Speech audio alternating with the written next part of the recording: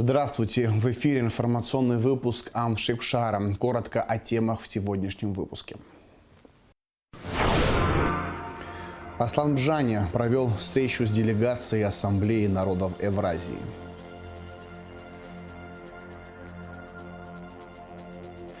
В Кулрыбском районе в поселке Каштак проводятся работы по очистке канализации и ливневых систем.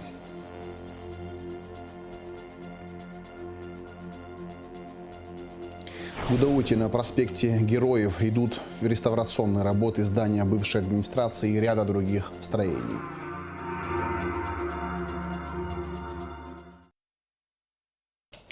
Аслан Бжаня провел встречу с делегацией Ассамблеи народов Евразии во главе с руководителем Андреем Бельяниновым. Обсуждались вопросы сотрудничества в гуманитарной сфере, в том числе возможности по организации отдыха и оздоровления детей.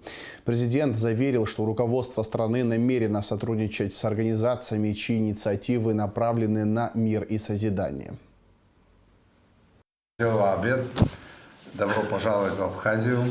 Хотел бы поздравить вас с наступившим Новым годом, пожелать вам всего самого хорошего в этом году. Человек вы известный далеко за пределами России, как государственный деятель, как крупный руководитель. То сейчас, те вопросы, которыми вы сейчас занимаетесь, это тоже очень важно, потому как все направлено на обеспечение интеграционных процессов, на сближение народов. Присоединяюсь к поздравлению с прошедшими праздниками. Спасибо вам большое. С момента нашей предыдущей встречи произошло серьезное осмысление тех процессов, которые происходят. И действительно, я убеждаюсь, что то, что называется народной дипломатией, то, чем занимается Ассамблея народов Евразии, это вот такая очень работа важная. То, что не дается политикам официальным, удается решать через просто волю народов. Это не совсем высокие штили, это просто реально теперь наша повседневность. И когда мир еще распадается на две части, идет война добра и зла, а мы, как известно, с вами относимся к той части, которая только за добро, за традиционные ценности, за уважение людей, всего мира друг с другом. И вот я хочу сказать, что было бы очень здорово, если мы здесь бы сделали молодежный лагерь международный, круглогодичный. Может, это было бы посоветоваться с теми, кто сделал Сириус, если бы это еще была такая, или, как говорят, ферма, или там, где идет сгусток интеллекта, это было бы очень здорово. И климатические условия позволяют, и административный ресурс высочайший, ваша инициатива, я уверен, тоже могло бы сделать. Ну и при поддержке, соответствующей поддержке финансовой, я думаю, что под хорошую идею мы всегда найдем возможность это отфинансировать. Ну и было бы совсем здорово, если бы еще один детский лагерь появился на территории Абхазии. То, что раньше называлось пионерским, сейчас называется оздоровительный, и тоже был международный. И вот сейчас приходится общаться, к счастью, с большим количеством людей Кавказа, Закавказья, и Южной Осетии, и Грузии, и вот мы были в Дагестане. И, в общем, все говорят об одном, что основная задача нам воспитать молодежь таким образом, чтобы не было национализма, чтобы было уважение друг к другу. Надо садиться за стол молодым людям и говорить не сколько о прошлом, которое нельзя без уважения, но сколько о будущем, которое им надо передавать то, что мы сами накопили, то, что сами умеем, то, что знаем. Но они должны быть достойными наследниками. Спасибо. Андрей Ильич, полностью с вами согласен. В прошлом году Государственной миграционной службой Абхазии было принято 7754 заявлений от иностранных граждан на получение виз. Рассмотрено 15 ходатайств о выдаче приглашений на въезд, 826 заявлений от работодателей. Об этом сообщил руководитель ГМС Рамин Габлая, представляя премьер-министру Александру Анквабу отчет об итогах деятельности службы в прошлом году. В общем, в виде госпошлины в бюджет республики поступило почти 93 миллиона рублей, что на 29 миллионов больше итогов позапрошлого года. В суд направлено 320 материалов в административном порядке. КМС осуществила 64 плановые проверки в отношении работодателей. Выдворено 7 иностранных граждан. Медицинское обследование прошли 7803 мигранта. В результате выявлено 8 человек ВИЧ-инфицированных, 352 больных гепатитом Б и 144 гепатитом С. Премьер-министр обсудил с руководителем службы план работы в наступившем году и поручил не ослаблять контроль за миграционными процессами. Ситуацию на топливном рынке, связанную с поставкой нефтепродуктов в Абхазию, обсудили в Народном собрании. На расширенное заседание парламентского комитета по экономической политике, реформам и информационным технологиям, которое прошло под председательством Бадрика Пилия, были приглашены первый вице-премьер, министр энергетики и транспорта Джансух Нанба, заместитель министра экономики Теймураз Миквабия, первый заместитель председателя ГТК Аляс Лабахуа и представители топливных компаний. В заседании комитета также приняли участие спикер парламента Лаша Ашуба и депутаты. Представители исполнительной власти проинформировали депутатов о ситуации на абхазо-российской границе и о своих консультациях с российской стороной по вопросу экспорта топлива из России в Абхазию. Был обсужден вариант альтернативных поставок топлива и подчеркнута важность скорейшего принятия антимонопольного законодательства. Расширенный репортаж заседания парламентского комитета смотрите в наших ближайших выпусках. Ряд сотрудников Министерства внутренних дел Абхазии награждены ведомственными медалями МВД России. Все подробности в следующем материале. Ведомственными медалями МВД России награждены сотрудники МВД Республики Абхазия. Приказом министра внутренних дел Российской Федерации, генерала полиции Владимира Колокольцева медалями за боевое содружество награждены первый заместитель министра внутренних дел, генерал-майор милиции Руслан Ажиба и исполняющий обязанности начальника управления уголовного розыска МВД Абхазии Алхас Габле. Медалью за укрепление международного полицейского сотрудничества награжден главный советник министра внутренних дел Абхазии, подполковник милиции Инал Маршани. В торжественной обстановке награды вручил представитель МВД России в Республике Абхазия Сергей Галенков. Огромное спасибо министру внутренних дел Российской Федерации за отличие, которое было сегодня обозначено здесь, за награду заслуженных сотрудников. Работа проведена была сложная, нужная, в плане взаимодействия международного, так скажем, межгосударственного, между Российской Федерацией и Республикой Абхазия. Сегодня установлены правильные, нужные отношения, которые позволяют нам достигать таких результатов. Спасибо огромное. Я от лица Министерства внутренних дел Федерации хотел поблагодарить вас и ваш коллектив за ту работу, которую мы проделали. Эти награды нашли совершенно заслуженно своих владельцев, потому что действительно работа была сделана и в целом большая, и конкретно за этот поступок, который, за этот подвиг, можно назвать, который довольно оперативно удалось нам получить. Ну, как бы подводя итоги прошедшего 23-го года, еще раз хочу поблагодарить. Успехов, сил в новом 24 году. Спасибо, спасибо, Сергей. Со столь высокими наградами поздравил коллег министр внутренних дел Республики Абхазия, генерал-майор милиции Роберт Кют. Житель ААЦ Гудаутского района Адам Рапачали объявлен в розыск, сообщает пресс-служба Генпрокуратуры. По информации следствия, Пачали 25 декабря оказал сопротивление сотрудникам милиции на контрольно-пропускном пункте Ингур. Мужчина отказался проследовать в отделение милиции, стрелял под ноги в рио начальника угрозыска по Чимчирскому району Захаряна. После скрылся с места преступления на «Мерседес» без госномеров. Розыскные мероприятия проводят подразделения СГБ и МВД Абхазии. В Гулрыбском районе в поселке Каштак проводятся работы по очистке канализации и ливневых систем. Очистка водосточных систем позволит предотвратить засорение труб и стоков, уменьшить возможность возникновения неприятных запахов и наводнений в период сильных дождей. На месте работ побывала Шазина Ханагуа.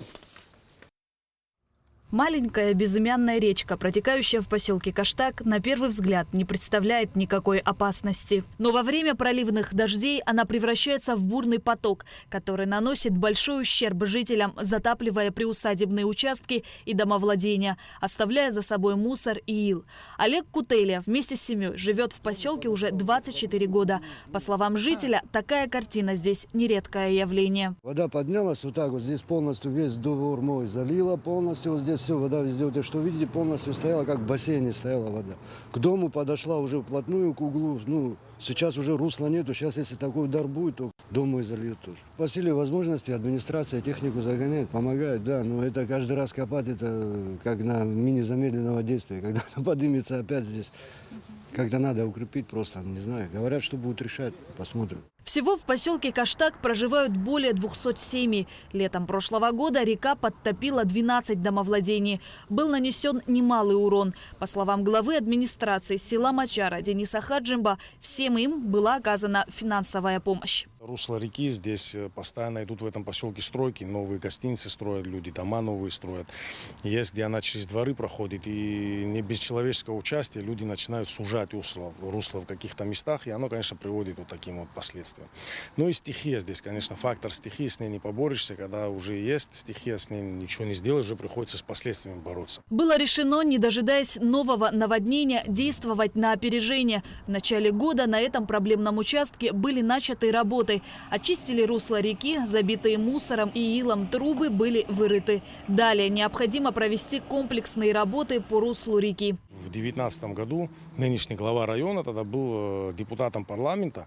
Тогда вот совместными усилиями он ходатайствовал за этот вопрос. Мы добились, чтобы вот русло реки в нужных местах провели нужные работы, проложили мостики, проложили ливневые вот русла бетонные сделали, переезды сделали. То есть работа была проведена комплексная. Вот это было уже 5 лет назад. Но надо эти работы проводить постоянно, держать в тонусе эту ситуацию, для того, чтобы можно было на опережение успевать вот постоянно. На наш взгляд, нужно, вот где были бетонные кольца, скажем, ну, практика показывает, что они неэффективно забиваются. Значит, нужно какой-то другой вариант использовать. Ну, строители подскажут нам, я думаю. У нас есть какие-то свои мысли, тоже вместе примем решение, я надеюсь. Масштабные работы с тех пор не проводились. Только по факту устраняли последствия практически каждое лето. Денис Хаджимба отметил, что люди выбрасывают бытовой мусор в русло реки и призвал проявить сознательность и не допускать таких случаев. Надеемся на то, что люди проявят сознательность гражданскую и не будут сюда вот мусор всякий бросать, потому что мы сталкиваемся с этим, видим, когда вот видно, что бревна забиваются, это понятно, что природа принесла стихия. Но когда ты видишь, что старая стиральная машина там забивает, ну вы же понимаете, что это не без человеческого участия. Конечно, нужно потихоньку от этого уходить. Люди должны понимать, что так нельзя. Работы ведутся администрацией Гулрыбшского района совместно с местной администрацией. Для того, чтобы продолжить работы, да, тут дальше есть проблема, тут живут люди, и мы не можем, как бы, да, вот тут вы видите, работает техника, и мы не можем во дворы людей загнать технику. Мы вот сейчас связались с хозяевами, они должны приехать, вот мы ждем или сегодня, завтра, и будем разговаривать с людьми, потому что это проблема не только их, это проблема всего вот этого района. Потому что когда идут ливни, дожди, здесь катастрофическое положение. Если этот вопрос надо решать обязательно. А в другом тупике Обжуйского шоссе, поселка Каштак, капитально проведены работы по расчистке ливневок. Теперь глубина и ширина соответствуют установленным нормам. Основная работа была завершена к Новому году. Администрация района провела вот все работы по ливневкам, чтобы они могли идти по своему руслу, залили. Теперь у нас вот будет, когда дождь идти, дорогу эту не будет смывать. Вот вы видите, здесь стоит трансформатор. Этот трансформатор тоже мы будем передвигать его. Он там вот уже укрепление сделали, вы видите. Огораживать его будем ради безопасности жителей. Будем приводить все в соответствии с нормами. Денис Хаджимба отметил, что в районе стремятся создать и поддерживать благоприятные условия для жителей. И работы в этом направлении будут продолжаться. Шазина Ханагуа, Михаил Братухин, Абхазское телевидение. В Гудауте на проспекте Героев полным ходом идут реставрационные работы здания бывшей администрации. Кроме того, ремонтируют крышу здания, где располагаются почта, налоговая служба и библиотека. Все детали у Лауры Капш. Гудаута с каждым днем преображается. Город становится комфортным и современным. Активно ведутся работы по благоустройству улиц и парков, а также идет реставрация объектов историко-культурного наследия. Вот уже около 1,5 месяцев, как реставрируют здание бывшей администрации, которое расположено в центре Гудауты на проспекте Героев.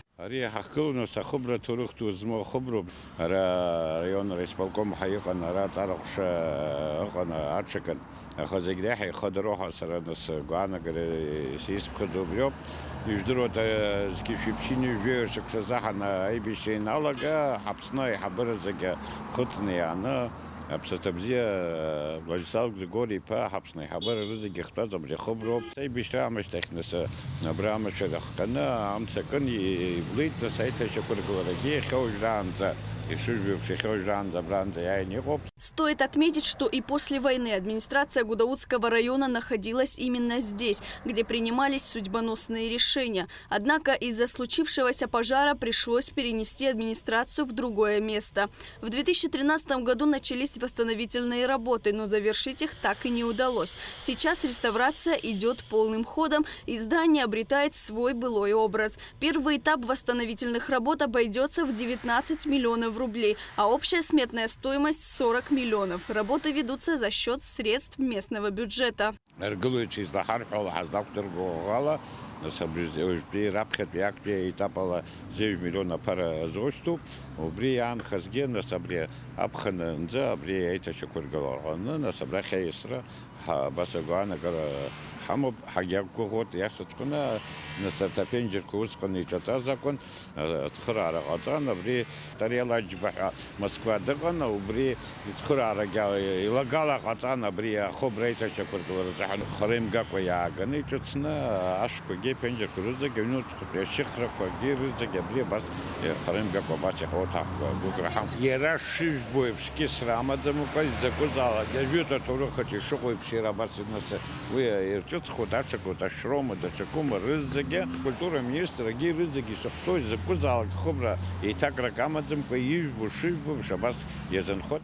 Видеонаблюдение, пожарно-охранная сигнализация, интернет. Здание будет соответствовать всем современным стандартам и нормам безопасности. Специалисты уже около месяца работают в этом направлении, и все идет согласно плану, говорит индивидуальный предприниматель Даур Бутба. Слаботочная система процентов 90 завершена, то есть видеонаблюдение и пожарно-охранная сигнализация уже завершены. Остаются только чистые работы и установка самого оборудования.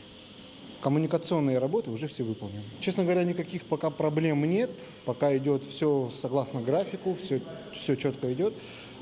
Просто здание, так как это здание было восстановлено, огромное здание, очень много было здесь повреждений по кабельной структуре. Уже изменено, все выполнено, все исправлено. По моей части коммуникационные работы мы завершаем через 2-3 суток по коммуникации, а подключение уже буду ждать, когда закончатся уже отделочные работы. Также идет работа по замене кровли в здании, где располагается почта, библиотека, налоговая. Крыша была в очень плохом состоянии, протекала. Из-за этого страдали кабинеты, портилась мебель. Здесь раньше находилось и Гудаутское районное телевидение. Однако им пришлось переехать. На ремонт кровли выделено около 17 миллионов рублей. Работы планируют завершить в течение 2 месяцев.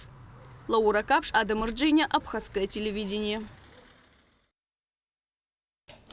В ночь с 18 на 19 января православные христиане отмечают крещенский сочельник – вечер накануне одного из главных христианских праздников – Крещения Господня. Во всех храмах Абхазии проходит подготовка к праздничному богослужению. В Сухумском кафедральном соборе состоится вечернее богослужение, божественная литургия и чин великого освящения воды. Крещенский сочельник нельзя ругаться, сердиться, обижаться и выяснять отношения, употреблять спиртные напитки, мясо, молоко, яйца, набирать крещенскую воду с плохими помыслами. Праздник лучше провести в мире и спокойствии. В ночь на 19 января в Каманском монастыре святого Иоанна Златоуста пройдут крещенские купания. Там дежурят медики и спасатели МЧС, а за порядками организации движения автотранспорта следят сотрудники МВД. Во избежание происшествий, заторов и беспрепятственного проезда граждан в этом направлении усиленную службу несет личный состав УГАИ УВД Сухумского района. Сотрудники МВД призывают граждан соблюдать правила дорожного движения, уважительно относиться друг к другу, строго воздержаться от употребления алкоголя за рулем и распития спиртных напитков вблизи святых мест. В завершении выпуска расскажем о погоде. По сообщению гидрометцентра, в пятницу 19 января на территории Абхазии ожидается облачная погода, осадки маловероятны. Температура воздуха ночью 3-8, днем 10-15 градусов тепла.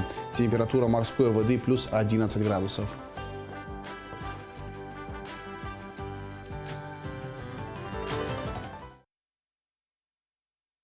На этом информационный выпуск Камшившара подошел к концу. Всего хорошего. До свидания.